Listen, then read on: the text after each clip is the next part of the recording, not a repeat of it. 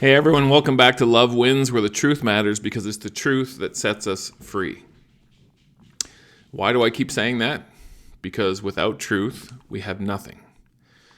And this world is full of information, most of it, a lot of it, I'm comfortable saying most of it, is either fully not true or so tainted that it mars what is actually true. Now, is there evidence in history that people can start believing something that's completely the opposite of what's actually true, to the point where when the actual truth is presented to them, they reject it as error and terrible and wrong and awful? Yep. Let me give you one piece of evidence that's so simple to prove that it can't be argued. Anyone who argues it is simply delusional. I'm being bold because it's true. The Jews trace their history back to Abraham. Abraham traces his walk with God to a promise made to him in Genesis chapter 12. That promise was that if he would follow God and go on this journey that God was calling him to, that God would bless him, that he would give him descendants, and that through him and his descendants that didn't exist yet, all the nations would be blessed. All the nations.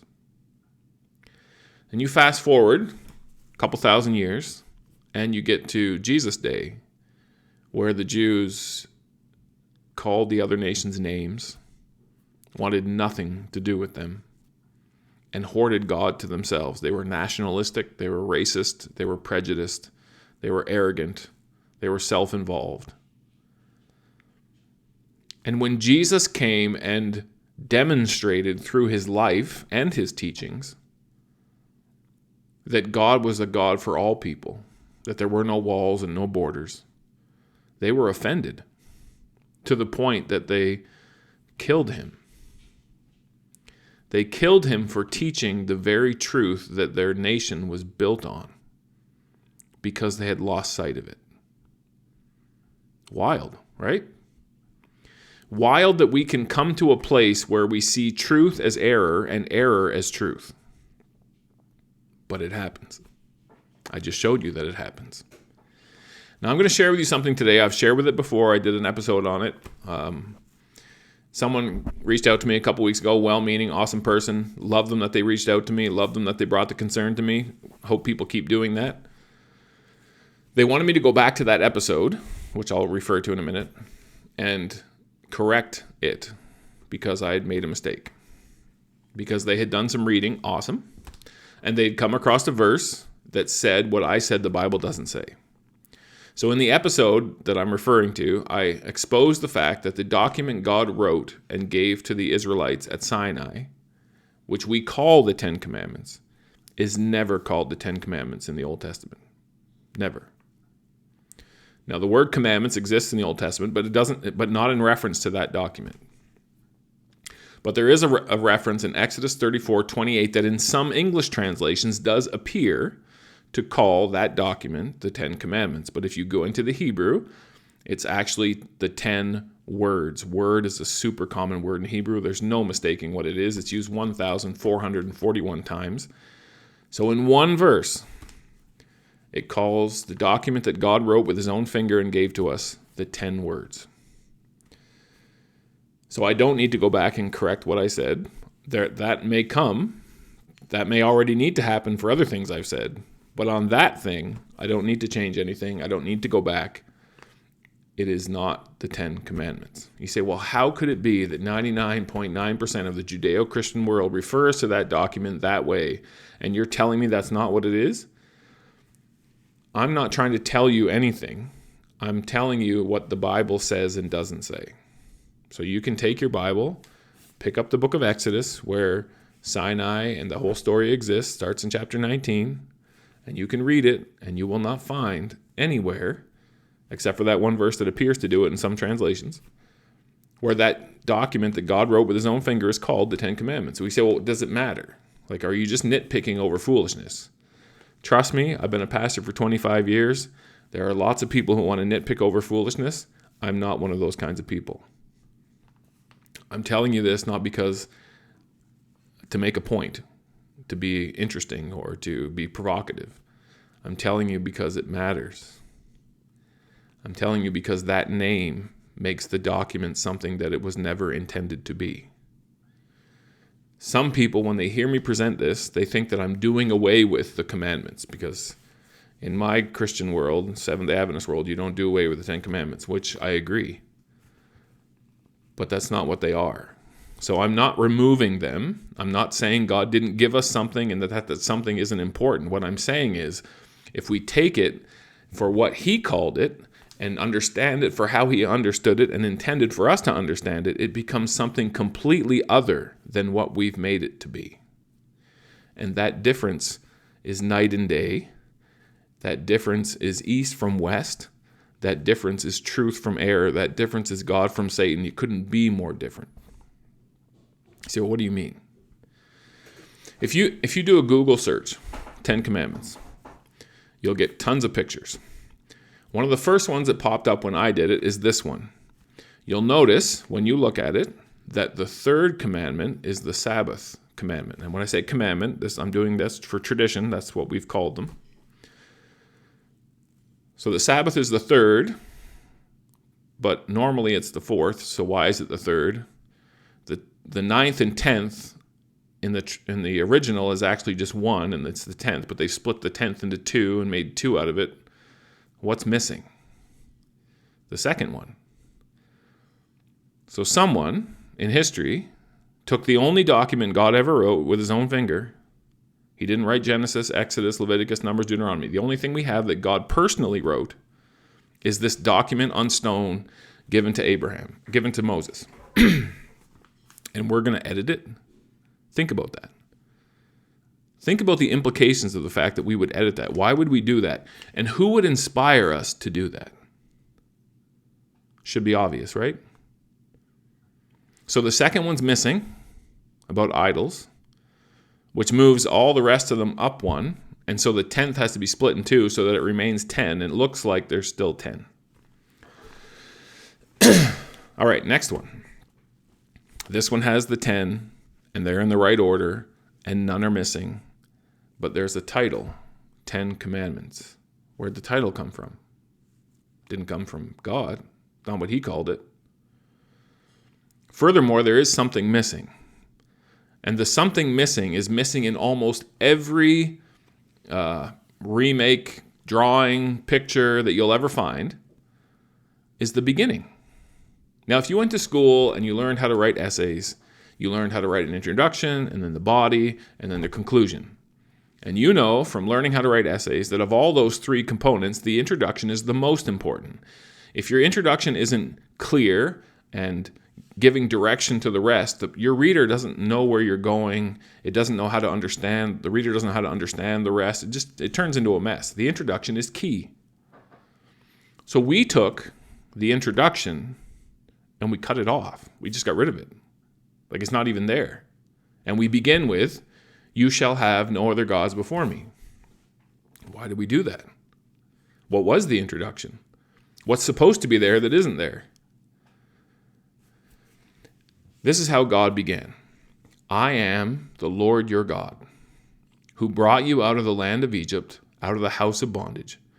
You will have no other gods before me," and so on and so forth. Now, that introduction puts God front and center.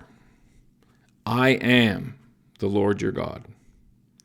I'm here with you right now. You are a people in transition. You have left where you were. You have not arrived where you're going. And you may feel because of that, and because of the uncertainty of how you got here and where you are and when you're ever going to get where you're going, it may feel like I've abandoned you. But I have not abandoned you. I'm here right now. You can hear my voice. I'm with you. And if you look back, it's undeniable that I've been with you because you were slaves in the land of Egypt. You cried out to me. You had no power, ability, plan, or way to execute a plan to get out of your situation. I came. I did that for you. So I'm here with you in this moment. Look back at what I've done for you. Now look forward at what I'm going to do for you. In the book of Revelation, chapter 1, it introduces Jesus in this way. It says he is the one who is, and who was, and who is to come. Who is, who was, who is to come. That's not normally how we say it. Normally we would say, who was, who is to come. We would go in a progressive order, 1, 2, 3. But Jesus goes 2, 1, 3. I am, I was, I will be. Now, if you take that picture of Jesus from Revelation 1 and you overlay it over how he introduced the document, the only one he wrote with his own finger, I am the Lord your God, present tense. I brought you out, past tense. You will have no other gods before you, future tense. And what does God call this document? His testimony. Over and over and over. I believe, I could be wrong on this detail and have time to double check it before I did this recording. I believe it's 28 times in the book of Exodus alone that he calls it his testimony. That word testimony, edut, is only used. It's used 59 times in the entire Old Testament, always in reference to that document. It's like God said, I'm calling this something specific and special so that you don't miss it. Sometimes it's called his covenant in addition to testimony, but covenant and testimony are essentially the same thing. When two people get married, it's a marriage covenant. What are they doing? They're making promises to each other. They're testifying to each other before their family and friends and God that they've made this beautiful choice and this beautiful commitment. God said, this is my testimony to you. I'm here with you. I've rescued you. I'm going to keep doing for you. I'm not done yet. The story's not over yet. You have not arrived yet. But I'm not going to leave you. I'm going to be with you every step of the way. What does the Bible say? God is the potter. We are the clay. He's the potter. We're the clay. Now, in Exodus 19, leading up to God speaking from Sinai and then writing it with his own finger and giving it to Moses, when the people found out that God had something to say, they said, listen, just tell us what you want and we'll do it. So they already had a mindset that didn't need the introduction and that would call it 10 Commandments because they just wanted a list. You tell us what you want us to do and we will do it. Because in their minds, God was transactional. God was someone who had something they wanted, and so they would need to do something for him to get from him what they wanted. So they wanted the promised land. They had not arrived yet. So they're like, listen, I don't know why we haven't gotten there yet. I don't know what the holdup is. Just tell us what you want and we'll do it. Give us your commandments. Now, they didn't say it that way. Give us your commandments. But that terminology has existed ever since. What does that tell you? It tells you that we still see God in the same way. Now, some people have found the burden of the 10 Commandments and trying to achieve them to be too much, so they just toss them aside. That's not what this video is about. I am not removing them. I am showing you their proper place. I'm showing you what God called what he said. I'm showing you what God called what he wrote. His testimony. When they started building the sanctuary in Exodus 25, everything centered around the document that God wrote. He said, I want you to build a box. It's going to be the ark of the testimony. I want you to put the testimony inside the box. Then I want you to build a building around the ark of the testimony. It will be called the tent of the testimony. Everything was about the testimony. Because if we could get it through our heads and into our hearts, what God has been saying all along, it would revolutionize everything. These are not 10 commandments. They are 10 promises. In fact, the word in Exodus 34:28 that means word that means word, is used 1,441 times in the Old Testament. Super common word. Common word. But 8 times, based on context, it's translated as promise in other places in the Old Testament. So if you took that and put it into Exodus 34:28, it's calling what God wrote 10 promises. The Bible doesn't need to call it 10 promises, because when you know that it's God's testimony, and when you know he says, I'm here with you, look back at what I've done for you, now look forward at what I'm going to do for you, they are promises, whether it's written that way or not. It's his testimony. I am, I have, and I will. It's super simple. But we push back against it because it's not what we've accepted and heard and thought and taught. And we say, well, how is it possible that everyone's been so wrong for so long? Well, you tell me, how is it possible that the Jews thought that they were the most important nation, God's favorites, and everybody else didn't matter, when the very foundation of the promise that led to them becoming a nation was, in you all the nations will be blessed? You tell me how that happened. It happened because Satan is constantly looking for any and every way to steer the story away from God and his ability and back to us and our inability. He's trying to turn our legitimate hope into a God who can do anything, into ourselves who completely fail miserably over and over. Why do you think Jesus went into the sanctuary when he was here and turned the tables upside down? And he said, this is a house of prayer for all nations, but you've turned it into a den of robbers. Jesus turned the tables over because what was happening in there was already upside down. He was righting it. He was putting it back the way it was supposed to be. And what did the Jews do? When he left, they put everything back the way they had it before he came. What's the point? What's the point of pursuing God at all? Of having a Bible? Of reading the Bible? Of struggling with what we believe? What's the point of any of it if we're not going to take God at his word? If we're not going to correct what we think and what we've done and what we accept as tradition and expose it to the light of what he says and let him fix it, change it, renovate it, put it back, flip it upside down and put it the way it's supposed to be? What's the point? All right, here's a little known fact. My son, I think probably a year ago, maybe more, was on a trip with Pathfinders, which is Adventist version of Boy Scouts, Girl Scouts-ish.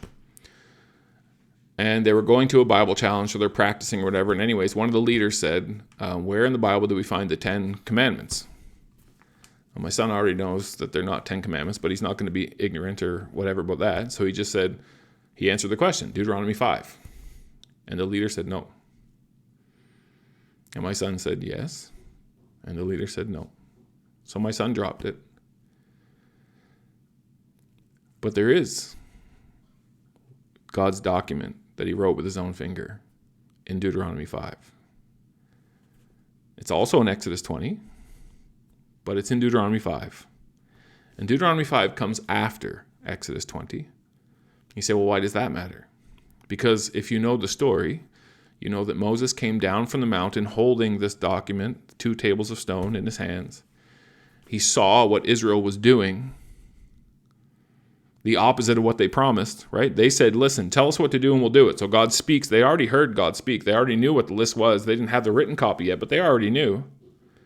And they were failing miserably.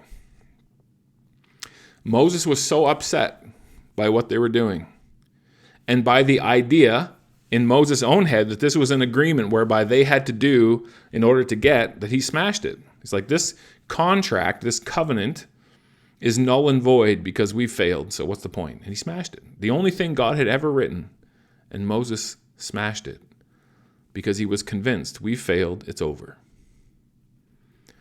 And when you read the rest of that story, you find out that that's exactly what Moses believed. We failed, it's over. God's not going to go with us anymore. We blew it. It's done. But God wasn't done because it was God's testimony the whole time. The testimony itself stated, I'm not done. I'm here. I brought you out.